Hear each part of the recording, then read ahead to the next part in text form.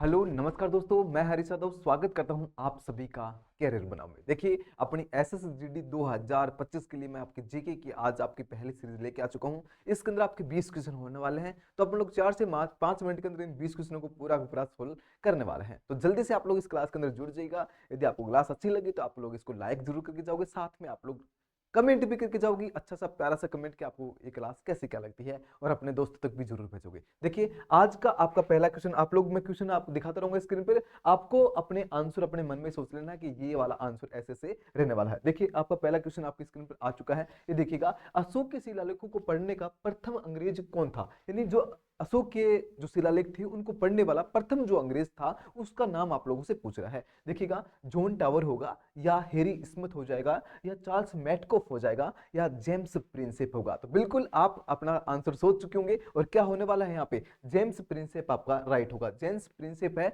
वो अशोक के शिलालेखों को पढ़ने वाला पहला व्यक्ति हो जाता है, और इसने कब पढ़ा था, 1837 ईस्वी के अंदर आप लोगों को पढ़ा है। यदि आप लोगों से इससे इंपॉर्टेंट यदि आपको फैक्ट पूछे तो भाई अभिलेख लिखने का सबसे पहले प्रयास किसने किया, तो वो ईरान के शासक डोरियस थे, उसके द्वारा किया गया। पहला अभिलेख पूछे तो आपका बोगजगोई का अभिलेख हो जाएगा। और अभिलेखों का जो अध्ययन होता है उसको क्या कहलाता है, तो उसको कहते हैं एपिग्राफी, या फिर बोलते हैं पुरालेख शास्त्र। ये भी आप लोग एक्स्ट्रा फैक्ट है वो अपनी कॉपी के अंदर नोट कर सकते हो। अगला क्वेश्चन देखिएगा, 2 नंबर क्वेश्चन आपका ये रहा आपकी स्क्रीन पर। किस मौर्य सम्राट ने एक विदेशी राजा सीरिया के, भाई एक विदेशी राजा था सीरिया के राजा, और उसका नाम था एंडियोकोटस से अंजीर, शराब और दासनी को भारत भेजने का आग्रह किया था।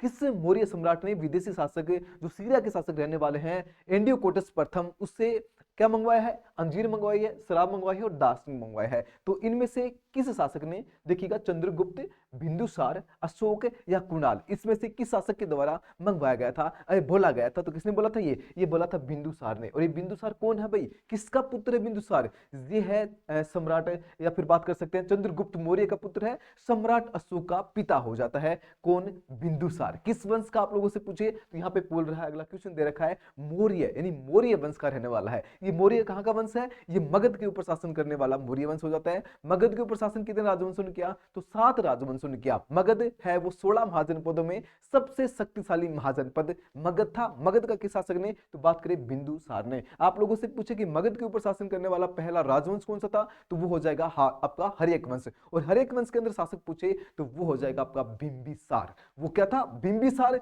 ये कौन है, बिंदुसार है। ठीक है, बिंदुसार आपका राइट आंसर हो जाएगा।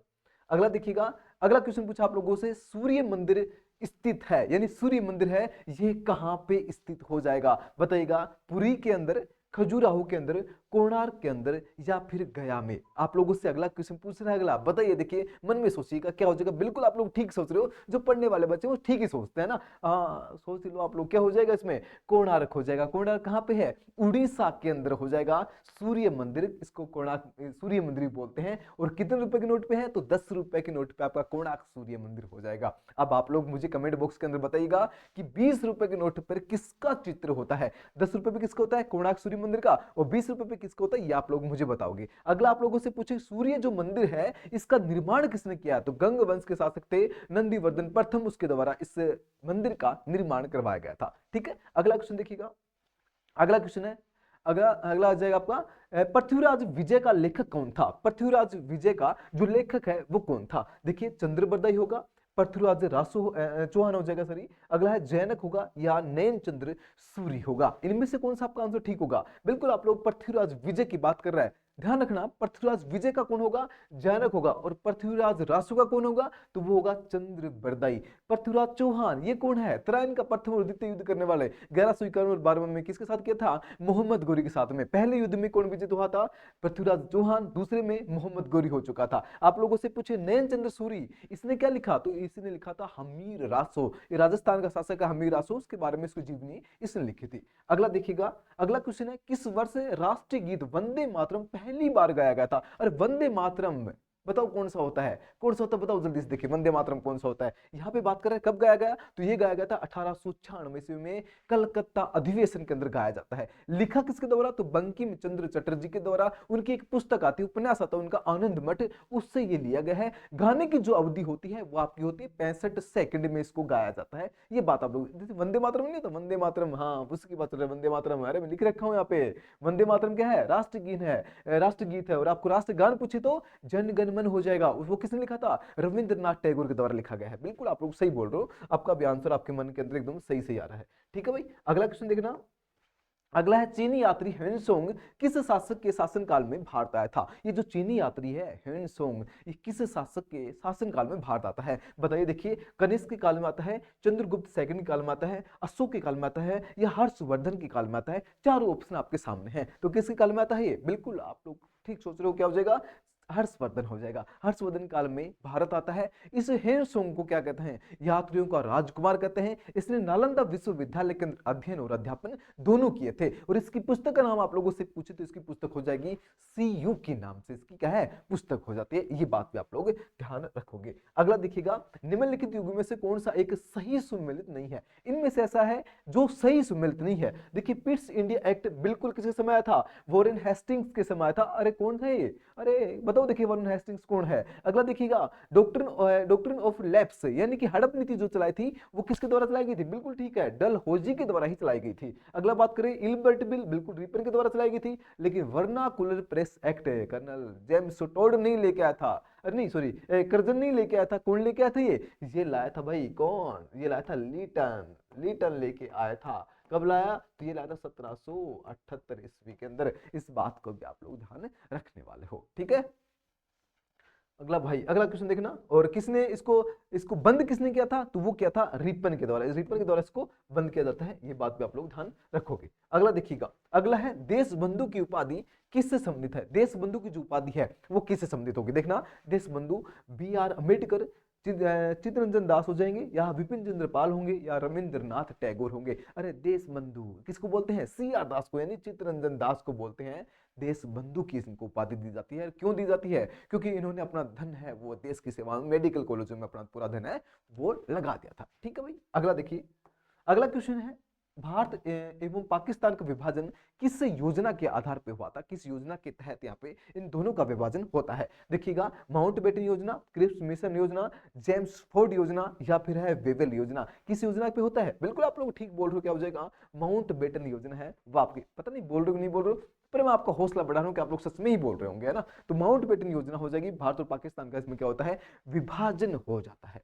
ठीक है भाई, अगला देखिए, कोई बात नहीं, आप लोग जैसे चाहो आप लोग वैसे चलते रहो, कोई दिक्कत वाली बात नहीं है। आप लोग मुझे लास्ट में जरूर बता देना कि आप लोग ये ठीक कर दो ना कमेंट बॉक्स में ना। अगला देखिए, स्वराज पार्टी की स्थापना किस वर्ष की गई थी। ऐसे ही सेम क्वेश्चन आपके जीडी में आने वाले हैं। अरे प्रीवियस क्वेश्चन है भाई, सारे सारे है ना, चिंता मत करो। और कुछ संभावित क्वेश्चन भी इसमें से। स्वराज पार्टी की जो स्थापना है वो किसके द्वारा की जाती है, आप लोगों से पूछे तो सी आर दास, अभी आया था ना चित्तरंजन दास, देशबंधु उपाधि वाला, वो और एक उसके साथ में था मोतीलाल नेहरू, उन दोनों ने मिलकर क्या की थी, स्वराज पार्टी की स्थापना की थी। और की कब थी, ये आप लोग देख सकते हो 1923 ईस्वी के अंदर। ठीक है, अगला देखिएगा, अगला है, किस लोकप्रिय नाम लाल कुर्ती दल, अरे लाल कुर्ती दल इससे संबंधित किसके रूप में, अरे इसको किस रूप में भी जाना जाता है, किसने स्टार्ट किया था, तो ये खान अब्दुल गफ्फार खान के द्वारा किया गया है। खान अब्दुल गफ्फार को खान को क्या कहते हैं, सीमांत गांधी भी कहा जाता है। और इसका संबंध किससे था, खुदाई खिदमतगारों से था। ये बात भी आप लोग ध्यान रखोगे, किसका, लाल कुर्ती दल का संबंध था।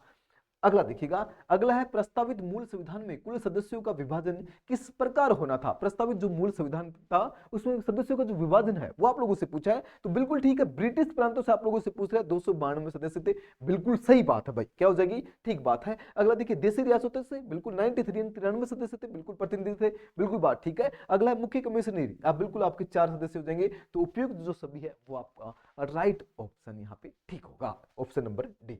अगला देखिए, अगला है, भारत का क्षेत्रफल विश्व की कुल भौगोलिक क्षेत्रफल का कितना प्रतिशत आता है। भारत का बताइए कितना होता है, वो होता है आपका कितना। यदि आप लोगों से पूछे कि भारत का क्षेत्रफल है कितना, तो 32,87,263 वर्ग किलोमीटर हो जाएगा, ये आपको ध्यान रखना है। और वो कितना परसेंट है, तो वो हो जाएगा आपका 2.4% या फिर 2.24% आपका, ये भी हो जाता है ना, 4-2%। ठीक है, ये बात ध्यान रखना, इसको यदि पूरा यदि पूछे ना कई बार, तो ये होगा आपका 2.4 4.2% हो जाएगा। ये बात भी आप लोग ध्यान रखना भाई। अगला देखिएगा, अगला है संविधान सभा द्वारा अंतिम रूप से पारित संविधान में कुल कितने अनुच्छेद और अनुसूचियां थी। यानी अंतिम रूप से जो पारित हुआ था तो उस टाइम पे इस संविधान में कितने अनुच्छेद वगैरह अनुसूची थी। तो आप लोगों से पूछ रहा है बताइए कितने थे। तो यहाँ पे अभी मैं डायरेक्टली बता देता हूँ क्या हो जाएगा इसमें, 395 अनुच्छेद तथा 8 अनुसूचियां हुआ करती थी। यदि आप लोगों से वर्तमान में पूछे तो लगभग 438 के आसपास अपने अनुच्छेद हो चुके हैं, और अनुसूचियों की बात करें तो 12 अनुसूची हो चुकी है। अब आप लोग मुझे ये भी बताओ कि आगे वाले जो अनुसूची हैं वो कब कब जोड़ी गई और किससे संबंधित है, ये बात आप लोग मुझे जरूर बताओगे, ठीक है।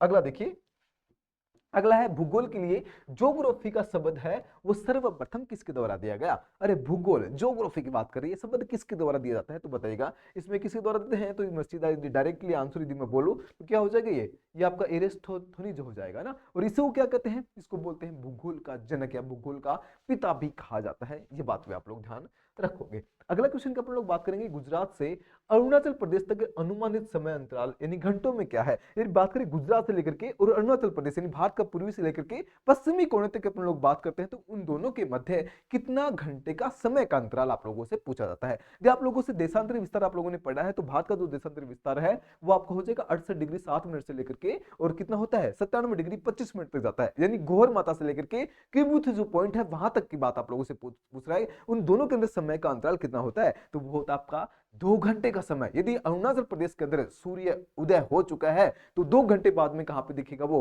गुजरात के अंदर दिखेगा। यदि आप लोगों से पूछे, आप लोगों से देखिए ऐसे बोलेगा कि भाई यहाँ पे अरुणाचल प्रदेश के अंदर सूर्य अस्त हो गया है तो 2 घंटे बाद में कहां पे होता है, वो होगा आपका गुजरात में, यानी गोहर माता के अंदर 2 घंटे का समय अंतराल यहाँ पे होता है। इस बात को भी आप लोग ध्यान रखोगे। अगला क्वेश्चन है, निम्नलिखित में से किस अर्थशास्त्री को अर्थशास्त्र का जनक कहते हैं। अरे इसमें से कौन सा व्यक्ति है जो अर्थशास्त्री है ना, इकोनॉमिस्ट है ये, और इसको क्या कहते हैं, अर्थशास्त्र का ही जनक कहते हैं, पिता कहते हैं, जन्म लेने वाला ना। तो कौन हो जाएगा, वो एडम स्मिथ होगा। कौन होगा भाई, एडम स्मिथ को कहा जाता है।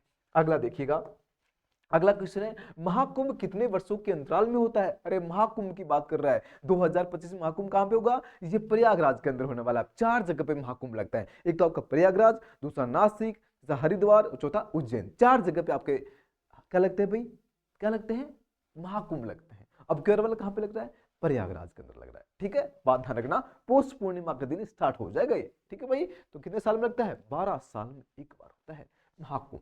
और महाकुंभ के लिए अलग से जिला भी बना दिया उत्तर प्रदेश, आपको ध्यान हो तो। अगला देखिएगा, पारसेक इकाई है, पारसेक है जो है वो किसकी इकाई होती है, ये भी आप लोगों से पूछे तो क्या करोगे आप लोग, ये होती है दूरी की इकाई होती है। दूरी की इकाई क्या बोलते हैं, पारसेक बोला इसका जाता है। अगला बात करते हैं, देखिएगा अगला आप लोग देख सकते हो, अगला क्वेश्चन है, ऋग्वेद में कई परिच्छेदों में प्रयुक्त अघन्या शब्द किससे संबंधित है। जो अघन्या जो शब्द है वो किससे संबंधित हो जाएगा, ये भी आपको ध्यान रखना है।